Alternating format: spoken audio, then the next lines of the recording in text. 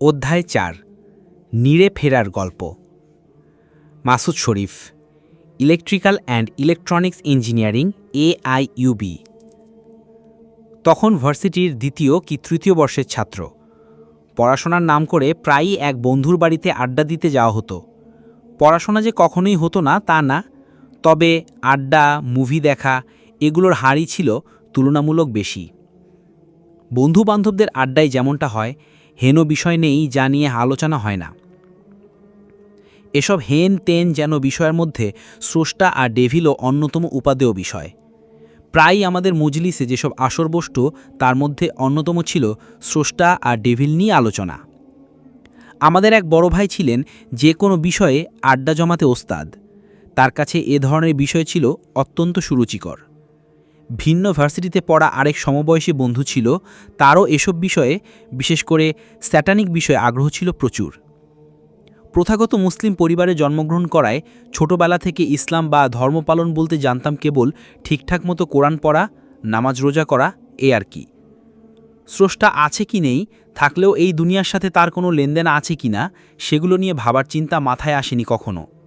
নামাজ পড়তাম মাঝে মাঝে, ভার্সিটিতে ওঠার পর থেকে শুক্রবারের জুম্মাও বাদ যেতে শুরু করে এক সময়। বাকিগুলোর কথা আর নাইবা বলি। রোজাটা লজ্জায় পড়ে রাখতে হতো, লোকে কি বলবে। বিখ্যাত সেই আড্ডা কাম রাত্রিযাপনগুলো সুবাদে স্রষ্টার অস্তিত্ব অনস্তিত্ব সহ এ ধরনের আরও মনোহর বিষয়গুলো তখনই প্রথম ভাবনার পর্দায় আঘাত হানে। মজার ব্যাপার হচ্ছে, যেহেতু ইতোমধ্যেই ইসলামের ন্যূনতম আবশ্যিক কাজটাই নামাজ অনিয়মিত প্রায় নাই হয়ে পড়েছিল, তাই স্রষ্টা নিয়ে সংশয় প্রথম যখন শুনি তখন ভালোই লাগছিল। এমনিতেই নামাজ পড়ি না, তার উপর এখন যদি স্রষ্টাই না থাকে তাহলে তো বাঁচা গেল, পাপবোধটাও আর থাকবে না। যেভাবে সংশয় শুরু। বড় ভাই মারফত জানতে পারি স্রষ্টা সর্বত্র বিরাজমান। তাহলে স্রষ্টা কি ওই নর্দমার মাঝেও বিরাজমান? না, সেটা কি করে হয়? অথচ আমরা সবাই জানি স্রষ্টার উপস্থিতি সর্বত্র, অতএব স্রষ্টা বলে কিছু নেই। যুক্তিটা আরজ আলী মাতবুরের। সম্ভবত বাঙালি পাড়ায় প্রায় অধিকাংশেরই নাস্তিকতার হাতে খড়ি আরজ আলীর মাধ্যমে। যেদিন প্রথম এই মনীষীর নাম শুনেছিলাম তার পরদিনই অন্তর্জাল ফুঁড়ে বার করলাম আরজ আলী সমগ্র। খুব যে পড়েছি তা না, তবে যতটুকু পড়েছি আর ব্লগে নাস্তিক সংশয়বাদীদের নিজেদের সুকতা স্বার্থে ইসলাম বিরোধী লেখালেখি যতটুকু পড়েছি, তাতে ইসলাম সম্পর্কে শেষ যে সলতেখানি জ্বলছিল সেটাও নিভে গেল। আমি তখন পুরোপুরি নাস্তিক না হলেও ঘোরতর সংশয়বাদী ছিলাম। ব্লগে যেসব হাদিস আর কোরআনের আয়াতের উদ্ধৃতি দিয়ে ইসলামের নিকুচি করা হতো, মাঝে মাঝে আমি সেগুলোর উত্তর খুঁজতাম। তখন ফেসবুকে কিংবা অন্তর্জালে এসব প্রশ্নের উত্তর দেওয়ার মতো মানুষদের সাথে আমার পরিচয় ছিল না। যাদের কাছে সত্য অনুসন্ধানের উদ্দেশ্যে জিজ্ঞেস করতাম তারাও কম বেশি ছিল আমারই মতো, হয় জানে না, নয় ছোটবেলায় যা জেনেছে অন্ধভাবে সেটাই আঁকড়ে পড়ে আছে। জিজ্ঞাসু মনের তৃষ্ণা মেটানোর মতো কেউ তখন ছিল না। যা হোক, সৈয়দ হক, হুমায়ুন আজাদদের মতো লোকেরাও এসবের কোনো কুলকিনারা পাননি। এত কিছু জানার পরও তারা যদি এই ক্ষেত্রে আজীবন নবিশ থাকেন, সেক্ষেত্রে আমি যে হদিশ পাচ্ছিলাম না তাতে দোষের কি? যেভাবে সংশয়ের নিপাত। বর্তমান প্রযুক্তি যে কেবল মানুষের ক্ষতি করে ইসলামের বিরুদ্ধে ব্যবহৃত হয়, কথাটা সর্বক্ষেত্রে মোটেও প্রযোজ্য নয়। ব্যবহারের উপর নির্ভর করে প্রযুক্তির বৈধতা অবৈধতা। প্রযুক্তির এই অগ্রগতির কারণে একদিকে যেমন পেয়েছি ইসলামের বিরুদ্ধে সন্দেহ উদ্রেককারী অসংখ্য তথ্য উপাত্ত, তেমনি পেয়েছি ইসলামের প্রতি দৃঢ় প্রতিহী হওয়ার অসংখ্য প্রমাণ। সঠিক ইসলামের প্রথম বৈজ্ঞানিক প্রমাণ পাই ড. জাকির নায়েকের বিভিন্ন লেকচার থেকে। চ্যানেল ঘোরাতে ঘোরাতে পিস টিভি আসত। প্রথম মাঝে মাঝে 2-1 মিনিট ড. জাকির নায়েকের বিভিন্ন লেকচার শুনতাম। ভাঙাচোরা চেহারা, যেমন হালকা গড়ন তেমন হালকা দাড়ি। সেই লোকটা কি জোরের সাথেই না তার প্রতি নিক্ষিপ্ত এক একটা প্রশ্নের সুচালো অগ্রভাগকে ভোতা করে বেঁকিয়ে ফেরত পাঠাতেন। শুধু ড. জাকিরই নন, আসলে পিস টিভির ইংলিশ চ্যানেলটির অধিকাংশ বস্তাম অনুষ্ঠানই আধুনিক ও তরুণ সংশয়বাদীদের উদ্দেশ্য করেই তৈরি করা। ফলে এই চ্যানেলের প্রোগ্রামগুলো খুব সহজেই আমার মনোযোগ আকর্ষণ করে। আর অবশ্যই এর মধ্যে সর্বাগ্রী ছিল ড. জাকিরের তীরন্দাজি সব লেকচার। তখনও যে ইসলামের বলয় পুরোপুরি এসেছে এমন না, তবে ধীরে ধীরে মনের গহীনে পরিবর্তনের আগাছাগুলো পরিষ্কার একটা সংকেত পাচ্ছিলাম।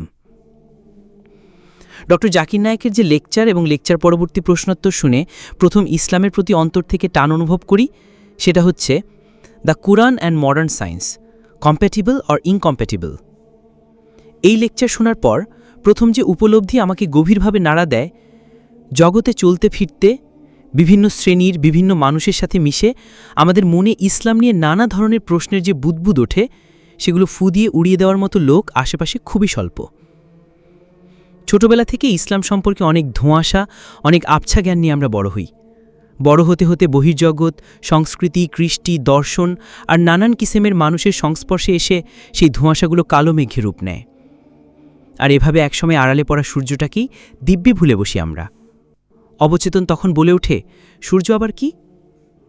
একটু খেয়াল করে দেখি সৎনাস্তিক সংশয়বাদীদের মূল প্রশ্ন বা সন্দেহগুলো কি কি? স্রষ্টা আছেন কি না? স্রষ্টাকে কে সৃষ্টি করেছেন? স্রষ্টা দুনিয়া বানিয়ে একে ছেড়ে দিয়েছেন। এই জগতের উপর স্রষ্টার আর কোনো কর্তৃত্ব নেই। পরকাল বলে কিছু নেই, এগুলো মানুষের অলিক চিন্তা। ঘুরে ফিরে প্রশ্ন এগুলোই। কেউ স্রেফ করার জন্যই প্রশ্নগুলো করেন, কেউ বা আন্তরিকভাবে জানার জন্যই করেন, কেউ আবার এসবের তোয়াক্কাই করেন না, মন চায় জিন্দেগি যাপন করেন। যদি আল্লাহ চান, উল্লিখিত প্রশ্নগুলোর অকাট্য উত্তর নিয়ে অন্য কোনো লেখায় বলবো। ডক্টর জাকিরের ওই লেকচার এবং অন্যান্য আরও লেকচারের মাধ্যমে সন্দেহের উপরিতলের শ্যাওলাগুলো পরিষ্কার হতে থাকে। তবে সংশয় পরিপূর্ণভাবে নিপাত হলো তখন যখন সন্ধান পেলাম ইসলামিক অনলাইন ইউনিভার্সিটি বা IOU এর। ডক্টর আবু আমিনাহ বিলাল ফিলিপস উদ্ভাবিত এই ইউনিভার্সিটিতে তাওহিদ বা আল্লাহর একত্বের উপর বুনিয়াদী কোর্সগুলো করার পর থেকে মনের সূক্ষ্মতম সন্দেহগুলো হয় মিলিয়ে যেতে লাগলো। এরপর যখন moral foundation of Islamic culture কোর্সটা করলাম তখন তো পুরাই নিজেকে কি মূর্খই না লাগছিল তখন। ইসলাম সম্পর্কে ভাষা এই জ্ঞান নিয়ে আমি ইসলাম নিয়ে সন্দিহান ছিলাম। আর যখন দাওয়া ট্রেনিং কোর্সটা করলাম তখন নিজেকে কি বোকা আর দুর্ভাগাই না মনে হচ্ছিল, কেন আগে করিনি। এইসব মামুলি প্রশ্নের উত্তর জানতাম না বলে একদিন স্রষ্টায় অবিশ্বাস করতাম। আমারই মতো অন্যদের কাছ থেকে সন্দেহের উপকরণ কালে নিয়ে সলাৎ সিয়াম থেকে দূরে ছিলাম এইসব ঠুনকো সন্দেহের জন্য। অথচ ইসলামিক বিশেষজ্ঞগণ কি নিপুণভাবেই না এগুলোর সমাধান বাতলে দিয়ে গেছেন। আমরা জানি না, খুঁজি না, জানতে চাই না, সঠিক পথে পৌঁছাতে চাই না। পৌঁছালে যে নিয়মিত সলাত আদায় করতে হবে, কণ্ঠকাকীর্ণ পথ্যে পা সামলে ফেলতে হবে, হাতে গোনা কিছু হারাম থেকে দূরে থাকতে হবে, এসবের চেয়ে আমার মন যেভাবে চায় সেভাবে চলাটাই যে শ্রেয় কারো কারো কাছে। তাতে ইহজীবনে হয়তো কাটাগুলোকে দোলাই মোচড়াই করে পার পাওয়া যাবে, কিন্তু পরজীবনে পাই হিসেব দিতে হবে, কোনো সন্দেহ নেই। সমস্যার মূলে প্রথাগতভাবে মুসলিম পরিবারে বেড়ে ওঠা প্রায় প্রতিটা ছেলে মেয়েই আজ নাস্তিকতা সংশয়বাদী বিষয়ের শিকার। আমার ক্ষেত্রের মূল কারণ ছিল শৈশব কৈশোর থেকে স্রষ্টাকে না চেনা, স্রষ্টার এই বিশাল সৃষ্টি না বোঝা। ৮-১০টা ছেলে বা মেয়েদের যেমনটা হয় আমিও সেভাবে কুরআন শুধু আবৃত্তি করতে শিখেছিলাম, এর মর্মার্থ কখনো বোঝা হয়ে ওঠেনি। এখন তো অনেক ছেলেমেয়ে সেই আবৃত্তিটুকুও করতে পারে না, আফসোস।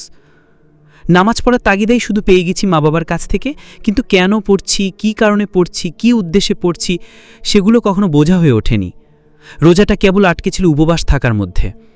স্রষ্টা কি প্রজ্ঞাগুণে সিয়ামের প্রত্যাদেশ দিয়েছেন সেটা ভেবে দেখার সময় হয়নি কখনো। এগুলোর সঙ্গে রয়েছে আমাদের দেশীয় সংস্কৃতির উর্বর সব সেকুলার বইপত্র আর প্রচার মাধ্যম। বইপত্রে, প্রবন্ধে, অনলাইন ব্লগে যারা ইসলাম বিদ্বেষ চর্চা করেন তাদের কেউই আরবিতে দক্ষ নন। স্রেফ অনুবাদকে পুঁজি করে তারা তাদের কথিত গবেষণা চর্চা করেন। বাংলা, ইংরেজি, জার্মান, এমনকি ফ্রেঞ্চ ভাষাতেও তাদের গভীর দখল থাকলেও শুধু আরবি ভাষা এলেই তাদের জানের দৌড় হাঁটুতে নেমে আসে। বাংলা না জেনে শুধু অনুবাদ পড়ে কেউ যদি রবীন্দ্রনাথের বিশাল সাহিত্যের সমালোচনা করতে শুরু করেন তাহলে ব্যাপারটা কেমন দাঁড়াবে বলুন তো? অনুবাদ শুধু এক ভাষার কিছু শব্দকে অন্য ভাষায় রূপান্তর করে দিতে পারে, কিন্তু মূল ভাষায় মূল শব্দটি যে ভাব, যে ঝংকার ও অর্থের সূক্ষ্মতা নিয়ে হাজির হয় সেটা এরা কী করে উপলব্ধি করবে? শুধু তাই না, কবিতা বা সাহিত্য সমালোচনার জন্য আপনাকে জানতে হয় কবিতার ছন্দ, সাহিত্যের নন্দন তত্ত্বের মতো শাস্ত্রীয় কিছু বিষয়। আপনি কোনো কিছুর একাডেমিক সমালোচনা খণ্ডন করতে চাইলে সে বিষয়ে আপনার দখল থাকতে হয়। এসব স্বার্থলোভী কথিত নাস্তিক সংশয়বাদীগুলোর তো আরবিই জানা নেই। ইসলামের তাফসির, হাদিস, ফিক এসবের উসুল তথা মূলনীতি, কাওয়াইদ, মাকাসিদের মতো শাস্ত্রীয় বিষয়গুলো সম্পর্কে জানবে কিভাবে? এত মূর্খ থাকার পরও ইসলামের বিরুদ্ধে মানবধর্ম বা মানবতাবাদের মতো চটকদার বর্মের আড়লে নাস্তিকতা ও সংশয়বাদের প্রচারে এরা সব সময় দুই পায়ে খাড়া। অধিকাংশ বাংলা গল্প, উপন্যাস, নাটক কিংবা চলচ্চিত্রে, প্রবন্ধ কিংবা কলামে যেভাবে বিকৃতভাবে ইসলামকে তুলে ধরা হয়, আর কলমে কিশোর মগজে বস্তুবাদ আর ভোগবাদের বীজ বপে দেওয়া হয়, সেখানেও এখনও যে এদেশে মানুষ হিদায়েত পায়, ইসলামের সঠিক দিক নির্দেশনা পায়, এত প্রতিকূলতার পরও ইসলাম যে স্রষ্টা প্রত্যাদিষ্ট জীবন ব্যবস্থা, সেটা প্রমাণে এই বাস্তব উপাত্তই যথেষ্ট। আর নাস্তিকরাও যে কারো উপাসনা করে না, সেটাও সত্য নয়। কারণ স্রষ্টায় বিশ্বাস ও স্রষ্টার উপাসনা মানুষের ফিতরা বা স্বভাবজাত বৈশিষ্ট্য। আর এ কারণেই কট্টর নাস্তিকদেরও উপাস্য রয়েছে। সেই উপাস্য হতে পারে আত্মমনোরঞ্জন, অর্থ, খ্যাতি কিংবা নিজেরই উপাসনা। বুদ্ধ কখনোই নিজেকে ঈশ্বর দাবি না করলেও বুদ্ধের শিষ্যরা যেভাবে বুদ্ধকেই পূজাসম মনে করে পুজো করছে, ঠিক তেমনি নাস্তিক সংশয়বাদীদের জন্য রয়েছে হরেক রকমের কিংবা পাঁচমিশেলে ঈশ্বর। তুমি কি তাকে দেখেছ যে তার উপাস্য বানিয়েছে নিজের কামনা বাসনাকে? নিরে ফেরা আমি।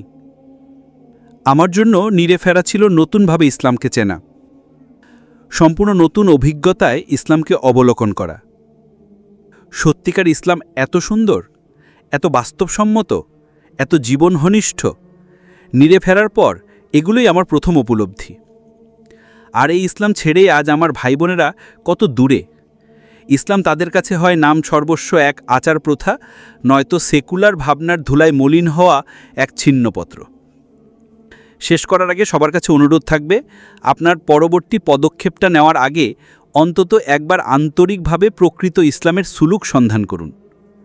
দশম শ্রেণীতে ধর্মে এ+ পাওয়া ছাত্রছাত্রীর দৃষ্টিতে নয়, পূর্বসূরি বিদ্বানগণ সালাফ সালিহিন যেভাবে মূলগতভাবে ইসলামকে বুঝেছেন, যে দৃষ্টি দিয়ে দেখেছেন, সেই দৃষ্টিতে একবার নজর ফেরান। আমার দৃঢ় বিশ্বাস, সত্যানুসন্ধানের আন্তরিক উদ্দেশ্য নিয়ে কেউ যদি এগোন, তাহলে স্রষ্টা তাকে সিরাতুল মুস্তাকিম মানে সরল সঠিক পথটি দেখাবেনি। কারণ স্রষ্টা নিজেই বলেছেন, যারা আমার জন্য সর্বোচ্চ চেষ্টা করে, আমি তাদের অবশ্যই আমার পথে আল্লাহর ধর্ম ইসলামে পরিচালিত করব। আল্লাহ তো মুহসিনুনদের সঙ্গেই আছেন। পরিশিষ্ট 1। রাসূলুল্লাহ বলেছেন, প্রত্যেক শিশুই ফিতরাত বা প্রভুর প্রতি স্বভাবজাত বিশ্বাসের উপর জন্মগ্রহণ করে, কিন্তু তার বাবা মা তাকে ইহুদি, খ্রিস্টান অথবা জড়থুস্ট্রি বানায়। রাসূলুল্লাহ বলেছেন, মানুষ একে অপরকে প্রশ্ন করতে করতে একসময় এই প্রশ্ন করবে যে আল্লাহ তো সব কিছুই সৃষ্টি করেছেন, তাহলে আল্লাহকে কে সৃষ্টি করেছে? এমন পরিস্থিতির মুখোমুখি হলে সেজন্য বলে, আমি আল্লাহর উপর পরিপূর্ণ বিশ্বাস স্থাপন করেছি।